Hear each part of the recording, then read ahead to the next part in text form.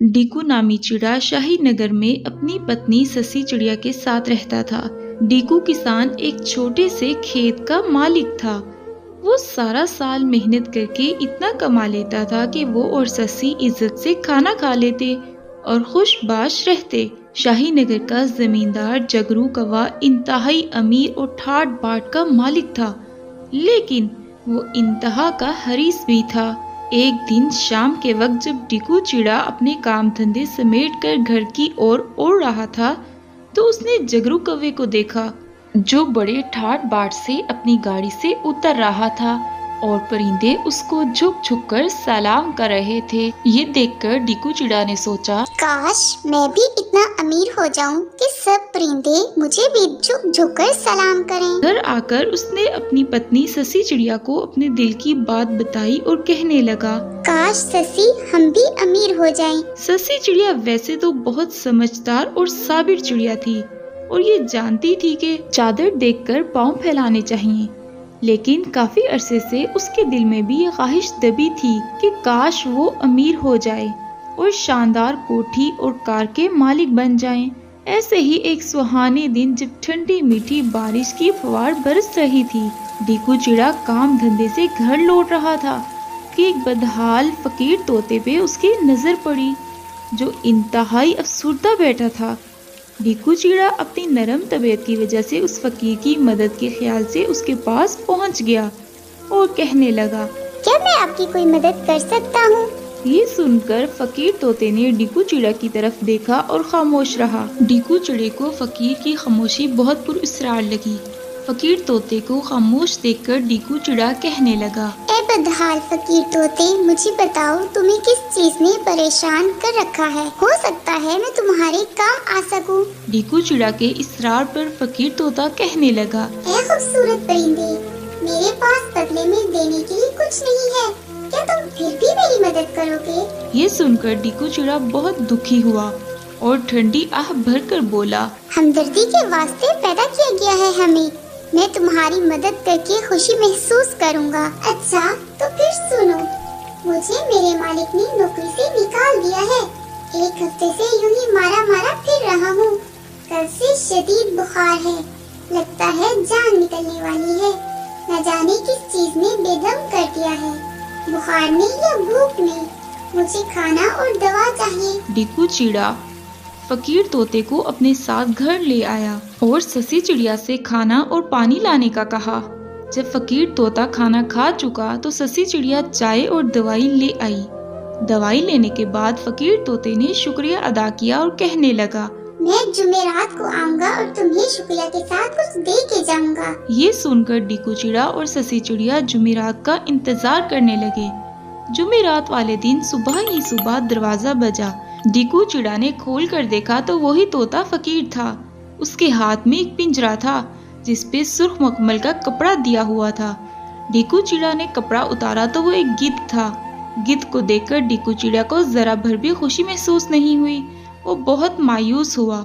उसको नाखुश देखकर फकीर तोता कहने लगा, ये गिद्ध बहुत काम की चीज है, हर जुमेरात की रात को इसके पर सोने के हो जाते हैं। तुम इसके 5 पर तोड़ के बेच दिया करना, यूं तुम बहुत अमीर हो जाओगे। लेकिन ध्यान रखना कि ये सब आधी रात को होता है, ना चंद मिनट पहले और ना ही चंद मिनट बाद में। और ये राज अपने तक रखना, किसी को भी मत बताना। डीकू चिड़ा अंदर आया तो ससी चिड़िया ये सब सुन चुकी थी। डीकू चिड़ा ने उसे खामोश रहने की ताकीद की और वो फिर अगली जुमेरात का इंतजार करने लगे। जुमेरात की रात को डीकू चिड़ा और ससी चिड़िया दोनों गिद्ध के पिंजरे के पास बैठ के आधी रात होने का इंतजार करने लगे। लेकिन आधी रात से चंद मिनट कबल उनकी आंख लग गई और सुबह जब जाग आई तो सूरज तलू हो चुका था। अगली जुमेरात फिर ऐसा ही हुआ, लेकिन वो दोनों मुतमईन थे कि गिद्ध उनके पास ही है, इस बार नहीं तो अगली बार वो पर तोड़ लेंगे। सुबह डीकू चिड़ा के काम पे जाने के बाद ससी चिड़िया की मुलाकात अपनी हमसाई चिड़िया से हुई। जब हमसाई चिड़िया ने पूछा गिद्ध के बारे में तो ससी चिड़िया ने सब सच सच बता दिया। और जब उसने ये माजरा सुना तो वो परेशान हो गई कि ये तो बहुत जल्द अमीर हो सकते हैं। हमसाई चिड़िया ने उसी वक्त फैसला कर लिया कि वो ये सब जमींदार जगरू को बता देगी। क्योंकि हमसाई चिड़िया जगरू जमींदार के यहाँ मुलाजिमा थी। उसने ये सब जगरू को कह दिया। जगरू जमींदार ने जब चिड़िया से ये बात सुनी तो उसके दिल में भी लालच आ गया। जगरू जमींदार ने गिद्ध को हासिल करने के लिए मन ही मन में तरकीबें सोचना शुरू कर दी और उसने एक तरकीब सोच ली और उस पर अमल करने का फैसला किया। जगरू जमींदार आधी रात को डीकू चिड़ा और ससी चिड़िया के घर गया और वहाँ से पिंजरा चुरा लिया। सुबह को जब डीकू चिड़ा और ससी चिड़िया ने पिंजरा ना देखा तो परेशान हो गए।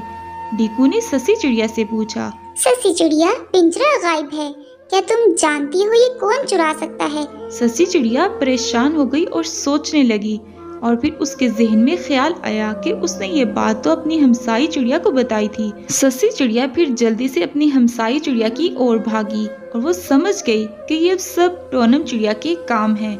आखिर वो उसकी राजदार थी। उसने फिर टोनम चिड़िया से पूछने की कोशिश की, लेकिन टोनम चिड़िया पहले तो नहीं बता रही थी। लेकिन ससी चिड़िया को परेशान देखकर और उसकी मिन्नतें करने के बाद टोनम ने सच सच बता दिया। टोनम ने बताया कि मैंने ये बात जगरू जमींदार को बता दी थी। उनके दिल में लालच आ गई है और ये गिद्ध उन्होंने चुरा लिया है। ये जानने के बाद गिद्ध को जगरू जमींदार चुरा कर ले गया है। ससी चिड़िया ने फिर जल्दी से डीकू चिड़ा को बताया। दोनों मियाँ बीवी खूब परेशान हुए कि जगरू जमींदार इंतहाई ताकतवर और लड़ाका था। फिर डीकू चिड़ा घर से बाहर निकलकर मन ही मन में सोचने लगा कि ये वो सब काजी शामी को बता देगा ताकि उसको इंसाफ मिल सके और उसका अपना गिद्ध उसको वापस मिल सके। उसने ये सब ससी चिड़िया को भी नहीं बताया और अगले दिन काजी शामी के पास पहुंच गया और सब हाल कह सुनाया। काजी शामी ने जब ये बात सुनी और वो कहने लगे, तुम्हें इंसाफ मिलेगा, जरूर मिलेगा। सोमवार को मैं तुम्हारे गांव शाही नगर आऊंगा और फैसला सुनाऊंगा, लेकिन तब तक तुम्हें खामोश रहना होगा। सोमवार को शामी काजी शाही नगर में मौजूद जगरू जमींदार के यहाँ मेहमान ठहरा और यूं ही उड़ते उड़ते उसकी नजर गिद्ध पर पड़ी, जिसको देखते ही वो समझ गया कि ये डीकू चिड़ा का है। और फिर वो जगरू जमींदार के पास बैठा और उससे कहने लगा, मुझे फकीर तोते ने बताया था कि ये वो डीकू को एहसान के बदले के तौर पर देना चाह रहा है, लेकिन ये तुम्हारे पास कैसे आया? ये सुनकर जगरू जमींदार बहुत घबराया। उसको घबराया देखकर शामी काजी ने कहा, सच बताना जगरू। जगरू ने फिर सोने के परों वाली बात छुपाकर बाकी सब सच बता दिया कि ये गिद्ध उसने चोरी किया है, क्योंकि उसको ये गिद्ध पसंद आ गया था और कहने लगा, मैं ये खरीदना चाहता हूँ। शाही काजी ने ये सुनकर कहा, ये तुम्हारा और डीकू चिड़े का मामला है, अगर वो बेचना चाहे तो तुम खरीद लो। ये कहकर शामी काजी वहाँ से चला गया। जगरू जमींदार ने डीकू चिड़े को अपने डेरे पर बुलाया और उससे सारी बात की और फिर डीकू चिड़े ने जमींदार कव्वे को भारी कीमत के बदले में गिद्ध बेच दिया और जमींदार कव्वे ने गिद्ध खरीद लिया और बहुत खुश हुआ ये सोच कर के अब वो बहुत अमीर हो जाएगा।